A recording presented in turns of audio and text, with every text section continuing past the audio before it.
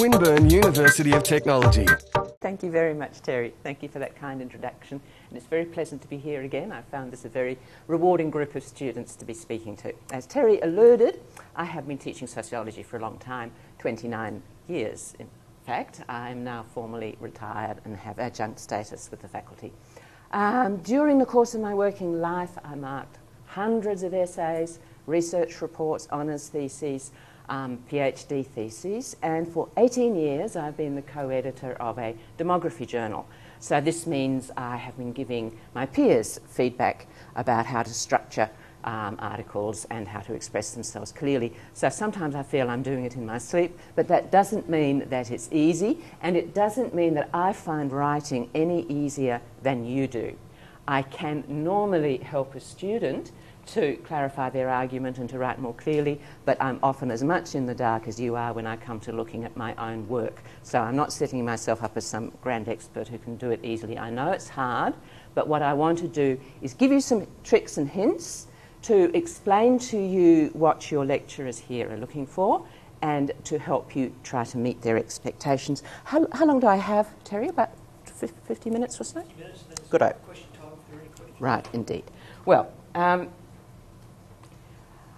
this is a sort of overview of what we're going to be talking about. There are some universal and essential aspects of writing essays that you would be expected to fulfil whether you were enrolled here, Brisbane, Darwin, Paris, Los Angeles, or wherever, throughout the Western world and probably around the world generally, where there are universities, though I don't have much experience of non-Western ones. These aspects of essays would be expected of you. And I'm going to spend most of my time talking about them, particularly about point 4, which is clear expression, because that's something where I think we all fall down, partly because a lot of the stuff we have to read in the social sciences is so badly written. So we can't say, just do it like the pundits we're handing up to you do it, because they often don't do it very well.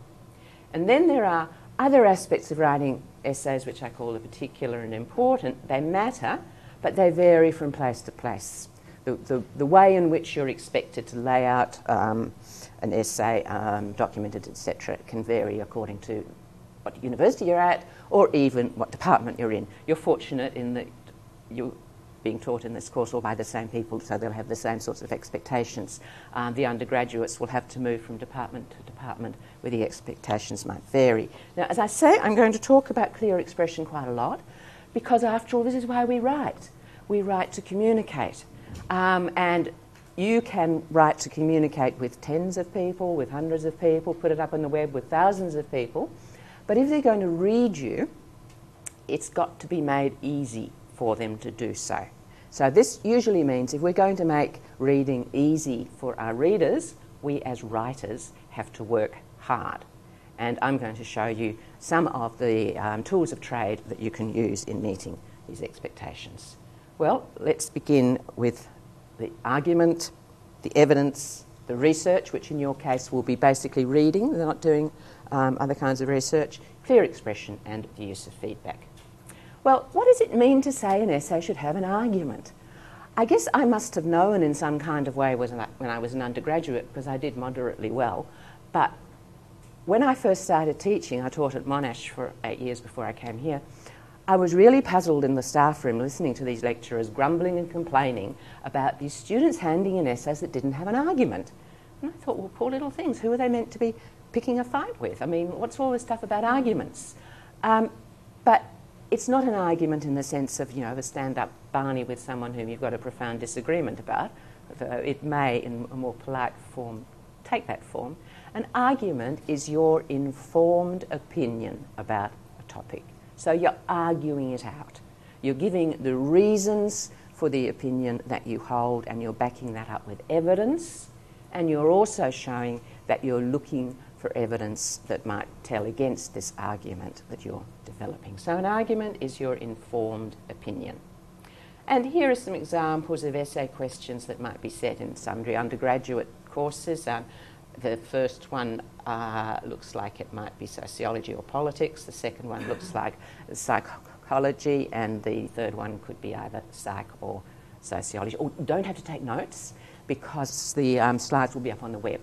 So unless something strikes you as incredibly noteworthy and you're afraid it won't be on the slide, there's no need for you to take notes. Well, the answer to that first one could take the form of yes, obviously it did. Or no, it didn't, it was something else. Or partly. But I can guarantee if you just put yes, no, or partly as your answer to the essay, that would be a great big fat zero, because you wouldn't have expanded on your reasons, and you wouldn't have given evidence for those reasons, and you wouldn't have showed that you'd looked at contrary arguments. Again, the yes, no, partly would be possible answers to all three of those questions, but would need to be expanded on with your reasons and the evidence and the counter-evidence. I think essay questions are easier to cope with if they have a question mark on the end, because then you can say, well, yes, no, partly. But sometimes an essay question is presented as a statement and you're told to discuss or compare and contrast. Well, when working on drafts, it might be helpful to just switch the wording around a bit and put a question mark at the end. And that might help you to go through the yes, no, partly sort of routine. Now, these are some questions that Terry gave me a few years ago, in which I simplified a bit so that they would fit up on the screen. And so those are examples of the kinds of essay questions that you might get in a course like this. And for that first one, the answer might be not much or a lot, but then the big bit would be, and here's why I say this. And secondly, just the same for the second one, the answer might be not much or a lot, and here's why I say this. I think the third one is interesting because it begs the question. It assumes that there's been a skill shortage that has affected your agency's capacity. Now, there probably has, but perhaps there hasn't in your particular agency, in which case you could go to town and taking a very different tack along the lines. So you put it more politely than that. This is a ridiculous question. This question is worded in a very silly way. There's no skill shortage where I am. If you're planning something pretty imaginative that really goes along a very different track, I'd check it with your tutor. You'll find that most tutors will not read a full draft of an essay, because if they do it for one, they'd have to do it for everybody and their work would just be doubled. But some of them will look at a one-page outline or a one-para outline, and if you say, look, I've really got this particular angle on this question, I'd like to do it this way, is that okay? Try it and see. Might work. There's no harm if you don't ask, well, you won't know. Now, I think that one of the reasons why students find it so hard to catch on to the idea that we're looking for an argument is that staff don't always talk about it the same way. About 8 or 9 years ago, I wrote a short guide on how to write essays for what was then the School of Social and Behavioural Sciences, before we became the Faculty of Life and Social Sciences. So we were psych, philosophy, politics, media, sociology. And in order to try to make this a guide that would work across the whole school, I went and talked to my colleagues in the other subjects, just to check. You are indeed looking for an argument, aren't you, when you ask your students to write an essay? What words do you use to describe your expectations to them? And here's what I got. This is my way.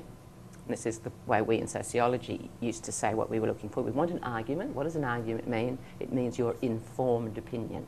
But here's some of the others. A thesis. I just think any moment now a whole batch of new first years are going to be arriving into our faculty. They didn't expect to write a thesis for their first essay. Huh? Okay, that's sort of kind of reasonable.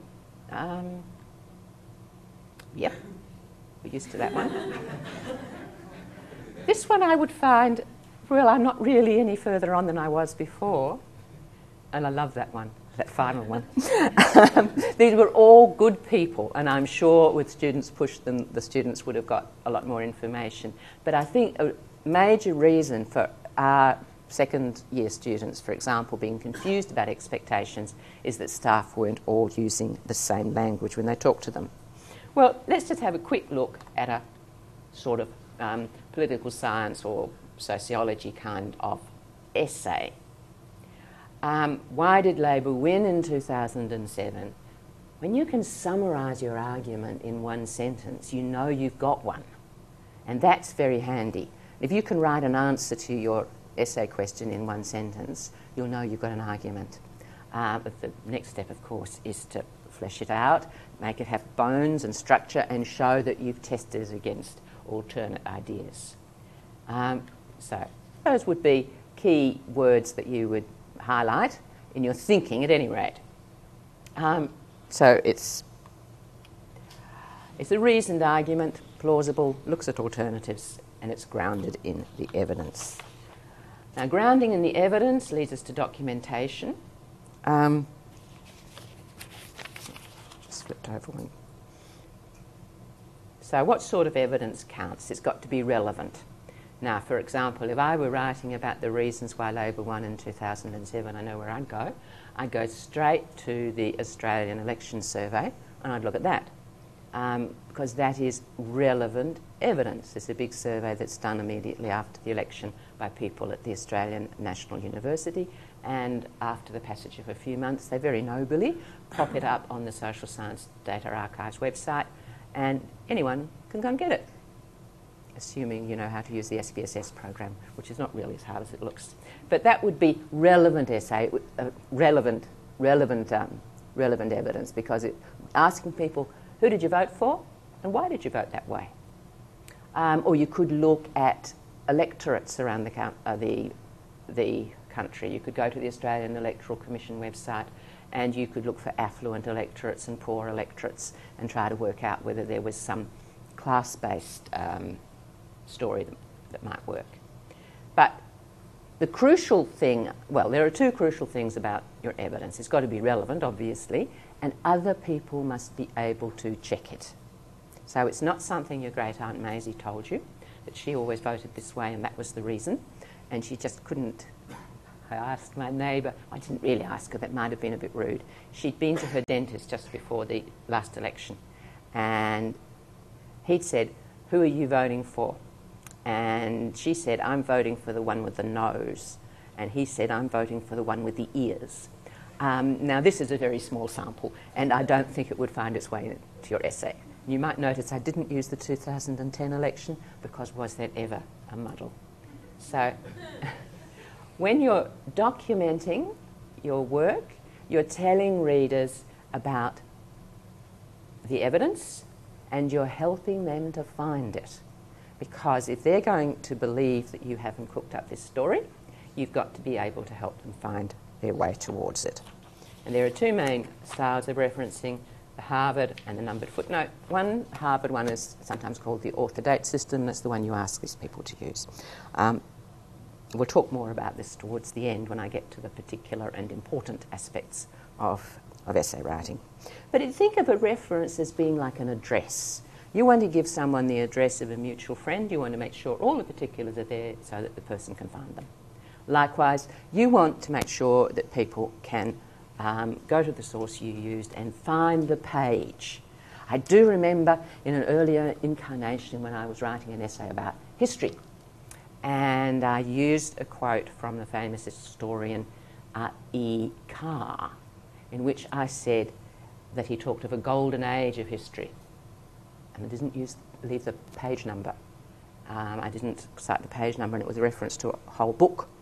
And the comment that came back from my lecturer was, I am surprised to learn that Professor Carr subscribed to a golden age theory of history. And I thought, well, damn it, he did. It was in the book. I must have a look and find the page reference. But if it was going to be a struggle for me to get through the book, to read it again and find the page reference, why should I expect him to do it? He's got umpteen essays to write, so make it easy for him or her to find what you're talking about. Well, when you're doing your research for your essay, which will be a question of reading, working on an argument means looking for evidence. Well, how much is enough? Students often used to ask me that, how much is enough? And this was the cruel answer I gave them. I think it's a cruel answer because it's a bit like, somebody asks you the question, how long is a piece of string? And then, well, it's as long as you need for the purpose that you have in mind. And for people who are just beginning, it doesn't really help them a lot. But nonetheless, for people who are well underway, it is the correct answer. You've read enough when you can support your argument and show that you've tested it against alternative arguments. But for students, maybe a rule of thumb, would you think that was sort of fairly reasonable? That you've read enough. If you've read and used, we're well aware that people who have this bibliography stuffed with references, and there doesn't seem to be a lot of evidence in the paper that they've actually read them, but they think that adding lots of numbers is going to be really good. Not, of course, that anyone here would do anything so devious. Well, now I want to get to point 4. This is what I said I was going to spend more time on. We want you to write clearly. Many of the sources that you have to read are not particularly clearly written. Well, what does it mean to write clearly? How do you go about doing it? Well, I think one reason why it's often a problem is that there are different registers in the English language. This one you'd only find in written English. Nobody speaks like this, and it can be rather hard to take in if you've got sentence after sentence after sentence that goes like this. This is the standard register, and that's the one that I suggest you adopt. These come from what used to be called the Commonwealth Style Manual, but it's now been outsourced to some private firm, but it's the Style Manual still.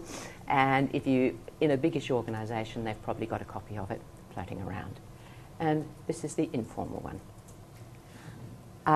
Now, when we're talking in class, when teachers are talking to you, they'll drift between the standard and the informal register. That's the way we talk.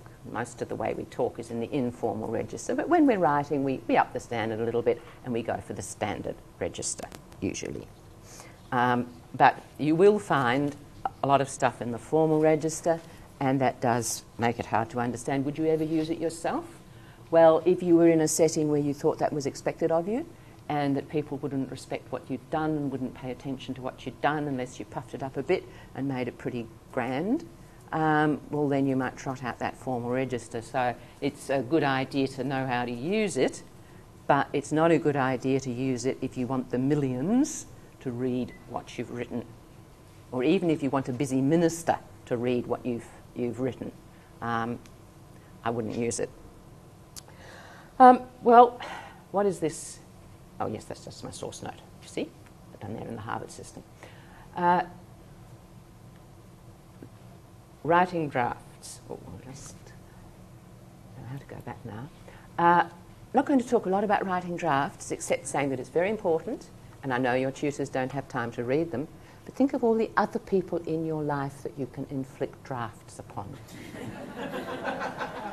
Colleagues, partners, older children. Everyone's got their uses as a reader of drafts. A 15-year-old child mightn't be able to follow your argument, but they'd be able to tell you whether they could understand the words. Your spouse, who's perhaps used to hearing you talk about work, would be more useful. A work colleague. Now, again, check with your tutor about the degree to which they're happy for you to share drafts and get feedback. You know, there's this nice business between doing it all by yourself and getting feedback from people. But especially if English is a second language to you, your tutor would really appreciate you having a native speaker. Just go through it and make sure that the English is going to be clear to another native speaker. Okay, so that's writing drafts. But this is the more practical things, and I'm going to talk about all of these in a little bit more detail. We'll talk first about paragraphs. Don't worry about the finite verbs and the pronouns and the active voice. I'm going to explain what I mean by those for those of you who are under 55, which is everybody, and who didn't do this at primary school, like I did. With paragraphs, only one idea to a paragraph. So if your essay about the 07 election is going to be looking at these 3 reasons why Labor might have won, and then ending up concluding that the work choices won, was the most important one, there would be at least 3 paragraphs. I'm sure there would be a lot more.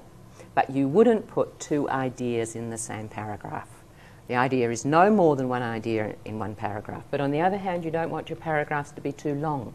If you find that in your typing you filled up a whole A4 page and it's all the same paragraph, it's too long.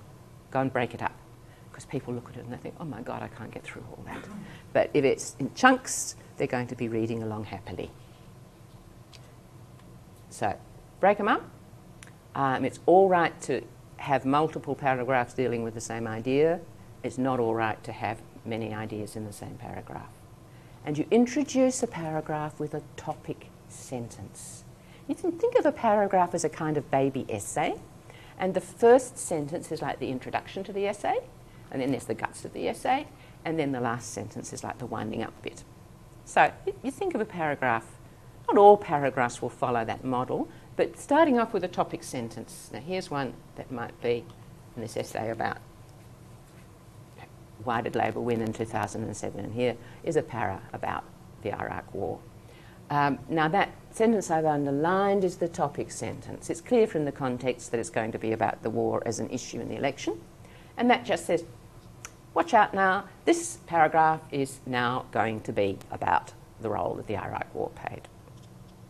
Now I know, because I have this problem myself, that students often find getting from one paragraph to the next a little bit of a hurdle. How do you make a sentence that links one paragraph with the next? Well, let's say this paragraph came after something important before, and you needed to make that topic sentence also a linking sentence. So it might begin with something like, despite the warnings of a few doubters, Australia has been involved in the Iraq War. Or, as we have seen, there was considerable pressure from the Bush administration, but Australia has been involved. So that a topic sentence can also be a linking sentence, and it may often be one. Now here's some ideas for ways to get over that sort of throat-clearing business where you get from one paragraph to the next. And I'm not going to read them out because you can all read for yourselves, except to point out that this trick of the literature shows at least 3 reasons. New paragraph. First, blah-de-blah-de-blah. Second, blah-de-blah. By the time you get up to 8th, you've probably pushed that device a little bit too far. So, but 3 or 4 is okay. And here's a few more.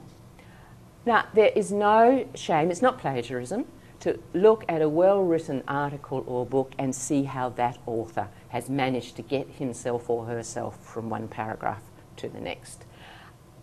I would say that if you were to begin a paragraph with these facts suggest, no one will say you've plagiarised that from this handout. It's a very common phrase.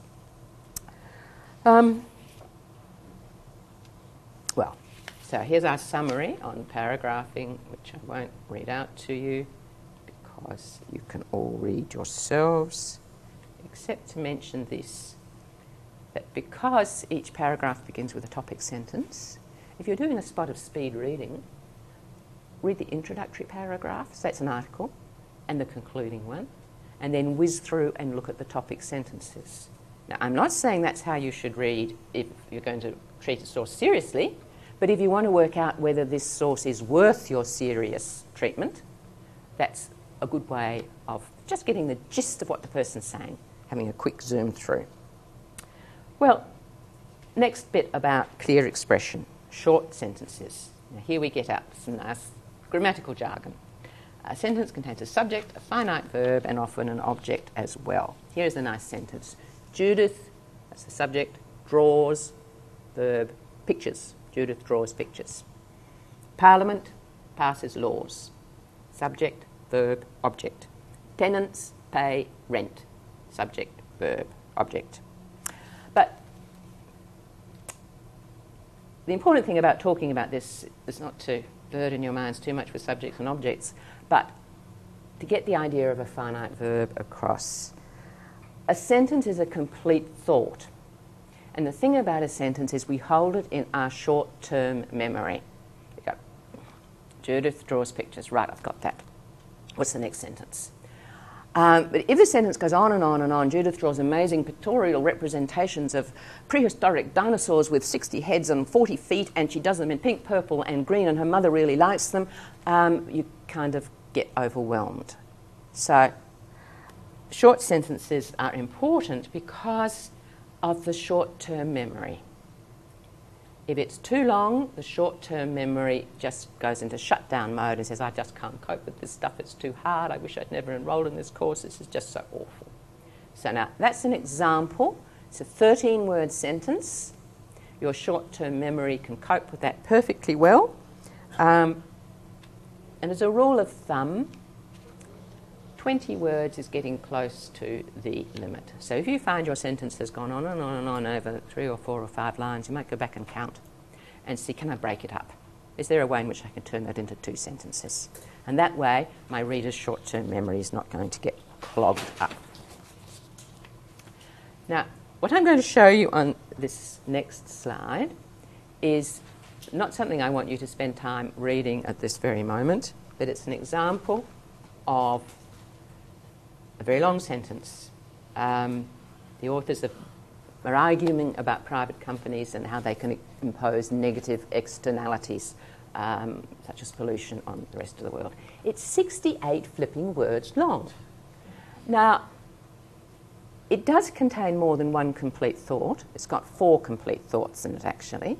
But that's not its main problem. You know, Judith draws pictures and bakes cakes, walks the dog and talks to her friend. That's got 4 complete thoughts in it, and we can cope with that. Its main problem is that it's much too long. So this breaks it up into 4 sentences, which are the 4 separate thoughts. And later on, we're going to trim this down even further. There we are. I'm just underlining the finite verbs here. And you can see from that that last sentence has in fact got 3 complete thoughts in it, because it's got 3 finite verbs in it. But let's get on a bit further to think about these here finite verbs. When I was maybe 9, 10 years old, we began this stuff at school, and it was called parsing sentences. Cabinet is the subject. Yesterday is an adverb of time. Discussed is the finite verb. And how to word changes and the laws on workers' comp is a noun phrase, which is the object of that sentence. And we did it day after day, and I really loved it. I did. I thought it was really good fun. Most teachers hated it. And I had one who used to throw the grammar book across the room and generally throw tantrums. And anyway, it all stopped at the end of the 1960s. And that's why there are some virtues in being old, because I know these things. Now, the main thing to think about is that word discussed. It's a finite verb. That means it can stand on its own, and make that bunch of words a complete thought.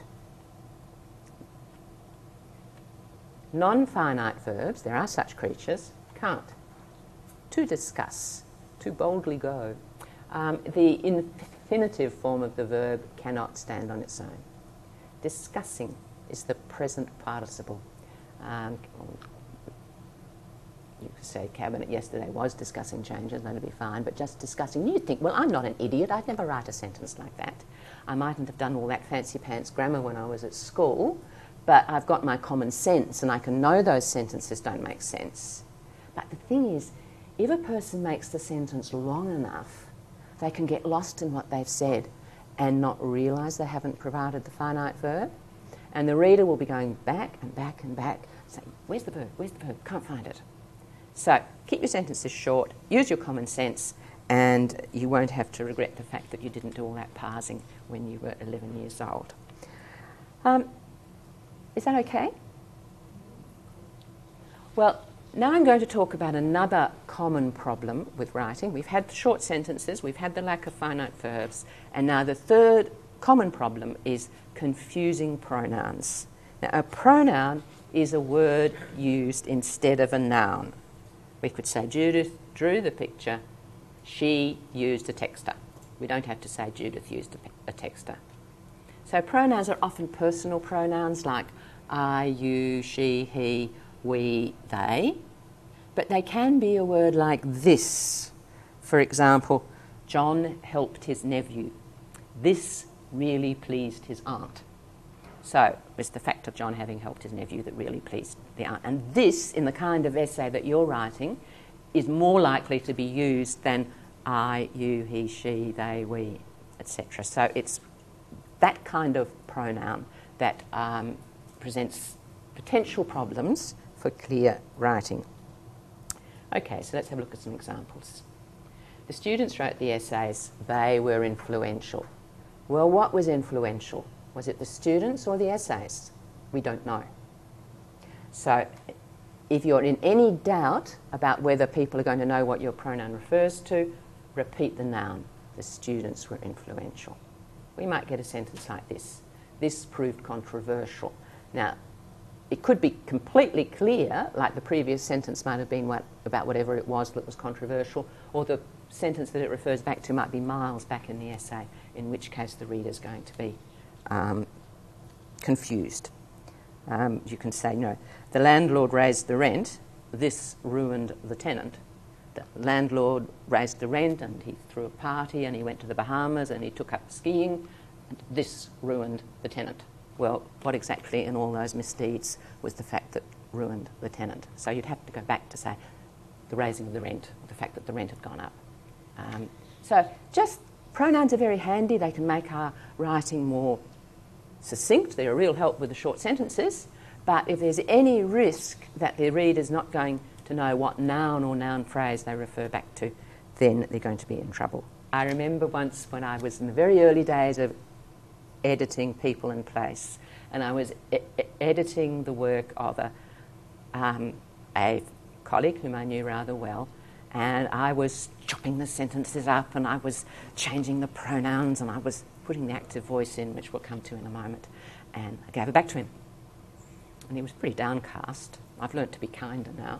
He was pretty downcast and he says, "What's wrong with my writing? Am I using too many dangling participles?" And I thought, my poor darling, you wouldn't know a dangling participle. It hit you between the eyes. A dangling participle, I had to look one up on the web to get an example because they're not very common. Turning the corner, a handsome school building appeared. Well, that's a dangling participle. You don't actually see a handsome school building turning the corner. It was you turned the corner and saw the handsome school building. Well, there you are. We won't worry about dangling participles for any more time at all because you're not going to use them. The active and passive voice. Now, this is something I think it's a shame that students aren't taught early on, because it's one of these things that when you're taught it as a kid, you kind of think you know it even if you don't, and you can go on using it.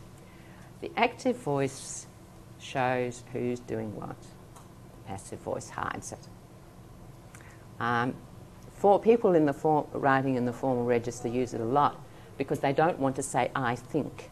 So they say something like, "Surely it will be conceded," or "it is generally agreed." But I'll give you an example that I think you won't forget. It's the active voice. In the active voice, the subject, the Baathist insurgents, are doing the action. We know what's happening. In the passive voice, the subject doesn't do the action, the subject suffers it. And it's not clear who's done it. So, who did it? The Baathist insurgents, the American troops, Islamist fundamentalists? We don't know.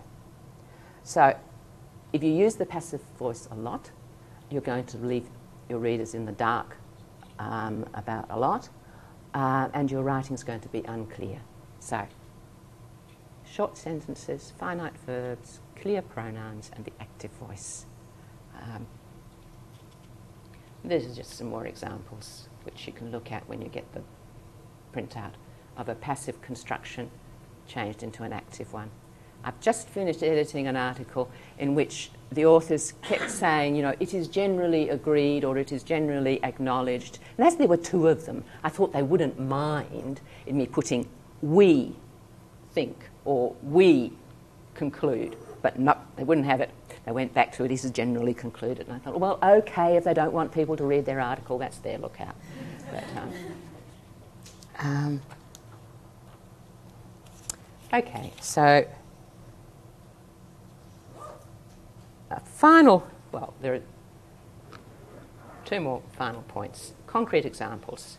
Just have a quick read of that.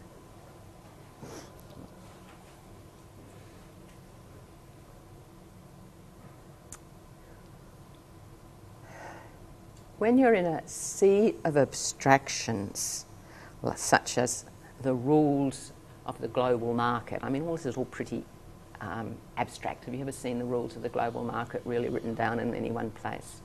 An example can really help. You think an example can be a little bit like a lifeboat in the sea of abstractions.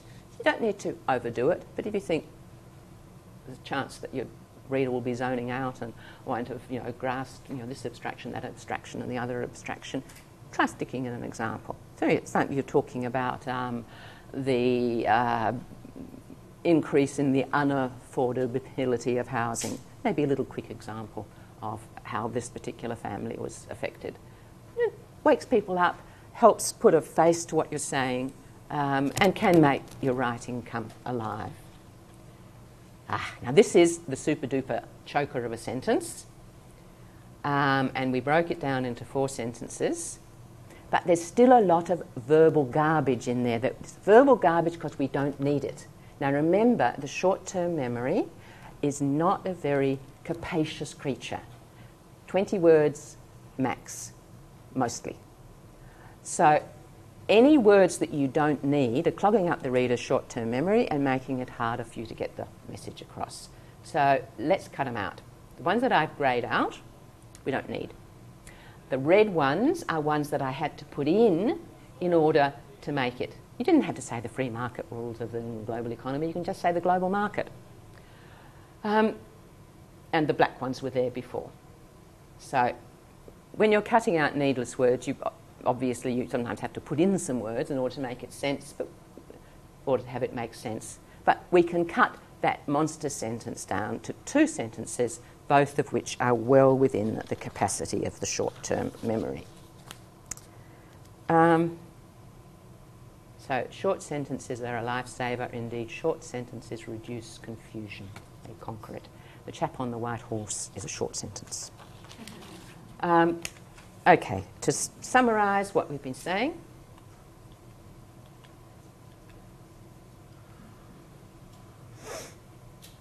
And if you can manage to follow those rules, you're going to write far more clearly than most of the people whose work you're reading. Some general advice: practice, obviously. Practice, practice, practice, as with anything. Read as much good writing as you can. We try to set you good writing, but we can't always. And look for feedback, informal and formal.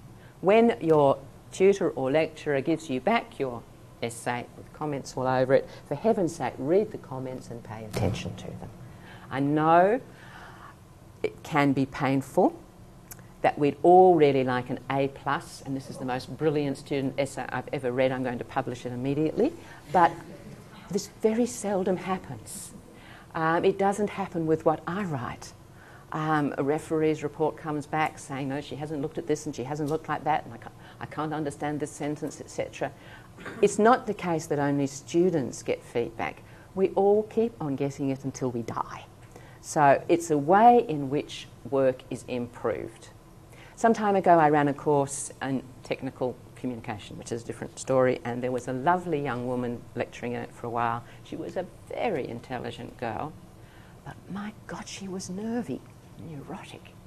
I was talking to her about feedback, and she said, I never read any of the feedback on my university essays. I'd get them, I'd look at the grade, and I'd throw them in a corner, and I'd never look at them again. And I thought, some poor clot of a lecturer spent half an hour going through your essay, providing you with feedback, and you were too strung up to even look at it. Now, that was just silly. She was a clever girl and she got excellent marks, but she could be the world-class genius if she had taken notice of her feedback. Okay, So the trouble is when you get your feedback, depending on how enthusiastic your lecturer is feeling, it can be covered with stuff.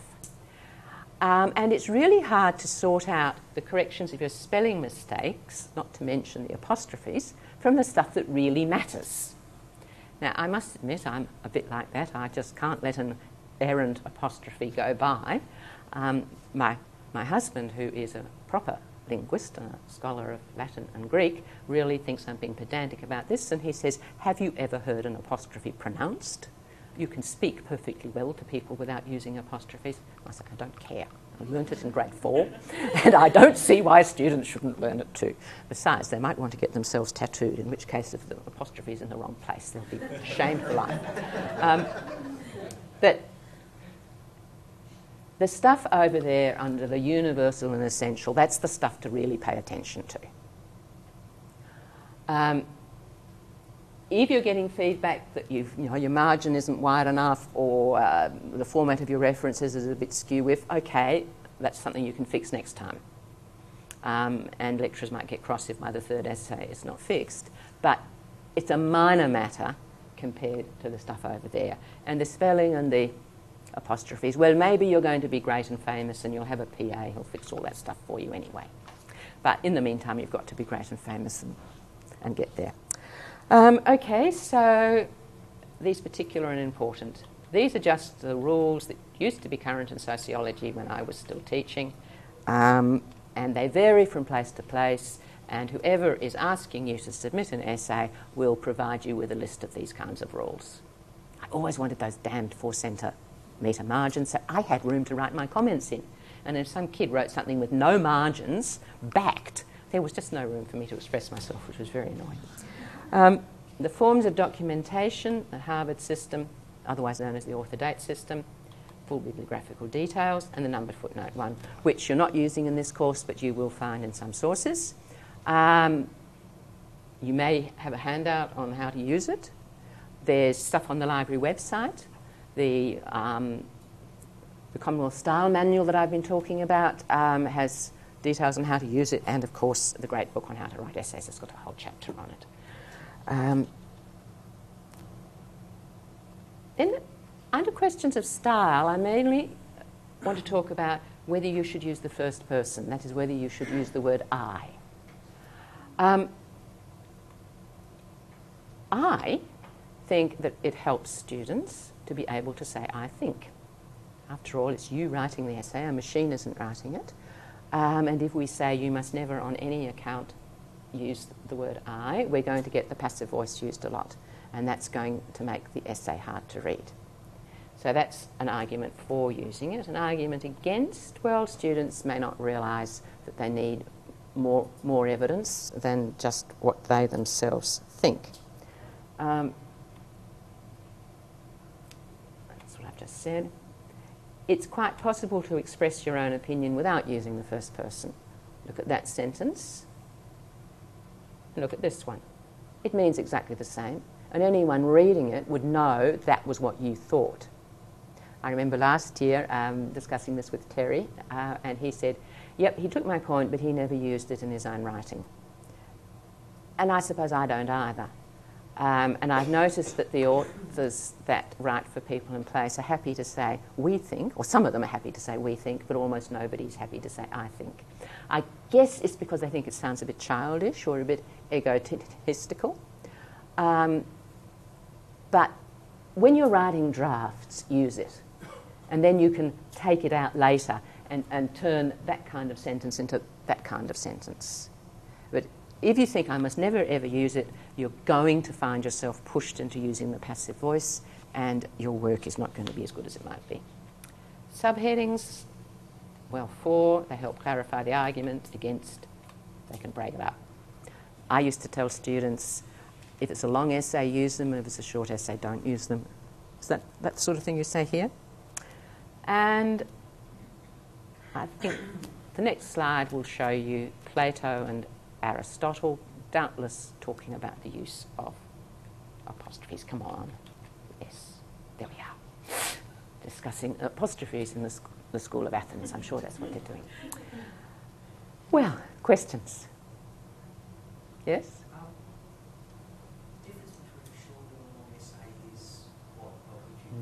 I'd say a short essay was under 1,000 words and a long essay was between 2,000 and 3,000. Yeah. Yeah. Most of ours would be short. Right. 1,500 or less. So with a 1,500 one, would you accept subheadings or would you rather not? Well, probably varying on the complexity of the topic and where you want the signal that you're making a major break. Yeah. But I wouldn't have more than one or two subheadings in an essay of that level. Subheadings can be an amazingly convenient way of signalling that you're changing the topic without having to think of a fancy linking sentence. But yes. When you said one idea per paragraph, if you're providing the contradictory side and trying to dismiss it, should that Yes. be provided as a separate paragraph? Probably. But again, it's a question of if it's a new idea, like your argument is that the work choices legislation was the main thing in the 2007 election, but somebody else has put forward what looks like a strong argument that it was the Iraq War, I'd certainly make that a second paragraph. So there's the rules are kind of guidelines. They're certainly not set in stone. But when in doubt, shorten the sentence. When in doubt, start a new para. So if you're worried about it, start a new paragraph. Yeah. Yes? Do you have any ideas about sometimes when you're writing conclusion, it feels like you're just kind of just doing, I don't know how to articulate this, but you're basically just kind of summarising everything, and it sounds a bit flat, I suppose, and a bit like bam, bam, bam, done. Well- Is there any? I mean, is there a different view of what conclusion should look like, or? In a moderately long essay, like 2,000 words, my sort of general feeling is the introduction is, here's what I'm going to say, and then blah-de-blah-de-blah, I'm saying it, and then conclusion, here's what I've said. Like, I have shown there's a very good case for believing that the work choices legislation was the key thing. So that it doesn't have to be, I'm now summarising again everything that's gone before, but in conclusion, it seems to me, there's that I thing again, in conclusion it seems clear that the work choices legislation was the key element. So it can be quite brief. Would you agree that it can be quite brief? The important point about conclusions is you should not bring any new argument. Your argument has been in the body of your text. The conclusion should just be the summary of the body of that text, not the opportunity to insert more new material in support of your original argument. And you can tell you've done that if you're sticking a reference into the conclusion. Yes. There shouldn't be any references in the conclusion. Yes? Can you pose questions in your conclusion that were outside of the scope of the initial question? That's something I check with your tutor.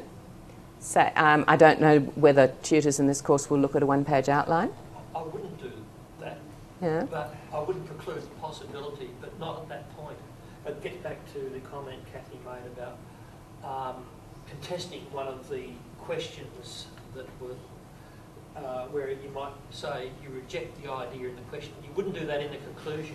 You'd do that right at the start and say, I question the assumptions which sit behind this question. It's quite legitimate to do that, but not in the conclusion, because I'd be looking for some arguments during the course of your essay in support of why you rejected the assertion that was made that you're supposed to be accepting. If that makes sense. Yeah, I mean, it's very common for an academic article to end up, this clearly shows there's need for further research. Well, we all know there's need for further research and that we seldom have the last word. So that statement can often be taken as read. Is this the sort of thing maybe that you're meaning? That, yeah. Oh, sorry. Yes. You had a list of references. There's a bit of a tendency now to have references and then bibliography. Well, I saw that maybe a couple of years ago. That wouldn't be needed. Not in my book. No. I saw it in some guide, some official guide. I thought, oh, that's something I hope doesn't take off.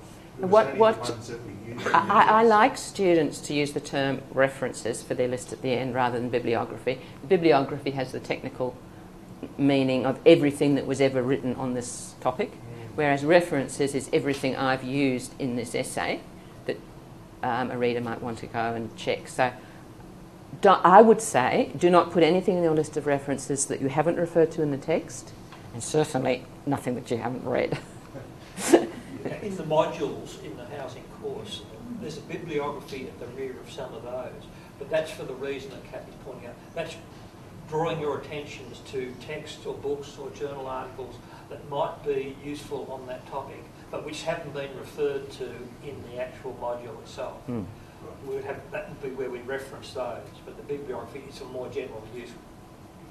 Yeah, a sort of further reading guide, but when you're writing for your lecture, you don't really want to say, and by the way, I think it would help you to go and read all this extra stuff. Now, Kathy, can I ask what your view is on, say, concepts or ideas? So, like, in an essay where it might refer to market liberalism has created major problems for the Australian housing system, there'll be an expectation of a definition of market liberalism in your essay. I would, yes. Increasingly, students go to Wikipedia yes. for the definition.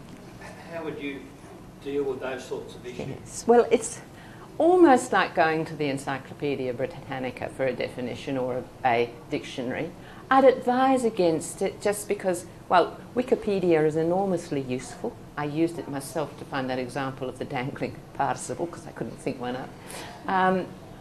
But if this is really important to your essay, you don't want to undermine your credibility by looking as if you've gone to a not quite first-rate source. Most of the good Wikipedia entries have got sources where they got stuff from, so that will provide you with a way in, or the library will have dictionaries of social and political terms. There's a lot of sociological dictionaries, and I'm sure there is in economics and finance. So I'd be careful about using Wikipedia. I mean, if you keep looking with Google, you'll be able to find somebody at the university of somewhere or other who's put his lecture notes up on the web and who might be a little bit more reputable than Wikipedia, because you all know that those entries are contested and people get them wrong and rewrite them and all the rest of it. It's a tremendous resource for helping you get started, but I'd be very apprehensive about using it as a reference in any formal work. I would not myself. And can I add to that, not only to Wikipedia, but students often have a tendency just to use the dictionary definition of terms. So we might ask you to write, as we did last year, I think, a question on home. And so students might say, home, as defined by the Oxford Dictionary, is. But the Oxford Dictionary has got a very simple definition of home. Of course, people need to have that simplified definition and understanding, but it's not an adequately, it doesn't actually bring out the complexity of that concept of home. So you might actually say something like the term home is a contested concept or definition which has multiple meanings, and some of these are, rather than just relying on one simple dictionary definition. And it's very legitimate to do that. And you can always sort of end that by saying, for the purposes of this essay, home is going to mean this, which doesn't mean that you claim you've defined it for all time, but after all, you need to define your terms in order to move on. And that's a way of showing that you acknowledge that this is a complex term with many meanings, but you're going to need something in order to work with your argument. So that's what I myself would do. Right, well, if there's no other questions, I'd like to thank Kathy. My pleasure. This has been a Swinburne production.